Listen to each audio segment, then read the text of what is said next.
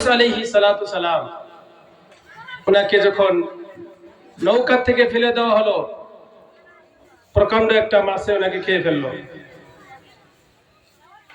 সেই মাছটাকে আবার আরেকটা মাছে খেয়ে ফেললো। এতটা বিপদে পড়ার পরেও, মুসিবতে পড়ার পরেও তিনি আল্লাহ রাব্বুল আলামিনকে ভুলেন নাই, আল্লাহর ইবাদত করাকে ভুলে যায় নাই। আর আমরা সেই শুরু থেকে শেষ পর্যন্ত আল্লাহ তাআলা নাফরমানি করি, বিপদে হোক, মুসিবতে হোক, খুশিতে হোক, কোনো সময় আমরা আল্লাহ তাআলার নাম নেই না। আর নবী রাসূলগণ তারা সর্বদাই সর্বহালতে আল্লাহ রাব্বুল আলামিনকে ডাকতেন। তেনারা প্রকাণ্ড মাছ যখন হযরত ইউনূস আলাইহিস সালাতু সালামকে খেয়ে ফেললেন, তখন হযরত ইউনূস আলাইহিস সালাতু সালাম আল্লাহ রাব্বুল আলামিনকে বলেন নাই। তিনি ঘোষণা করে দিলেন, লা ইলাহা ইল্লা আনতা সুবহানাকা ইন্নী কুনতু মিনাজ জালিমিন। জোরে বলুন সুবহানাল্লাহ। হযরত ইউনূস আলাইহিস সালাম বলেছেন, লা ইলাহা ইল্লা আনতা, হে রব্বুল আলামিন, আপনি ছাড়া কোনো ইলাহ নাই। ইন্নী কুনতু মিনাজ জালিমিন, আমি আমার নফসের উপরে জুলুম করেছি। ওয়াকাযালিকা নাজিল মুজরিমিন। হযরত ইউনূস আলাইহিস সালাম যখন এই আয়াতে কারিমা তেলাওয়াত করলেন, আল্লাহ রাব্বুল আলামিন সঙ্গে সঙ্গে জবাব দিয়ে বললেন, ফাস্তাজাবনা লাহু ওয়া নাজ্জাইনাহু মিনাল গাম্মি ওয়া কাযালিকা নুনজিল মুমিনিন। ইউনূস আলাইহিস সালাম যখন মাছের পেট থেকে আল্লাহ রাব্বুল আলামিনকে ডাকাডাকি শুরু করে দিলেন, আল্লাহ রাব্বুল আলামিন মাছের পেটের মধ্যে যন্ত্রণা শুরু করে দিলেন।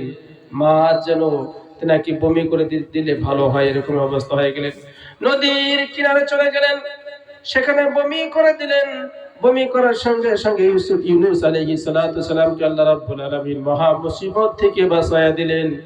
আল্লাহ রাব্বুল আলামিন বলেন, ও পৃথিবীর মানব, শুধু আমি ইউনূসকেই মুসিবত থেকে বাঁচাই নাই, গোটা পৃথিবীর মানব মণ্ডলী যদি তারা বিপদে পড়ে আল্লাহ রাব্বুল আলামিনকে ডাকে, ওয়াকাযালিকা নুনজিল মুমিনিন।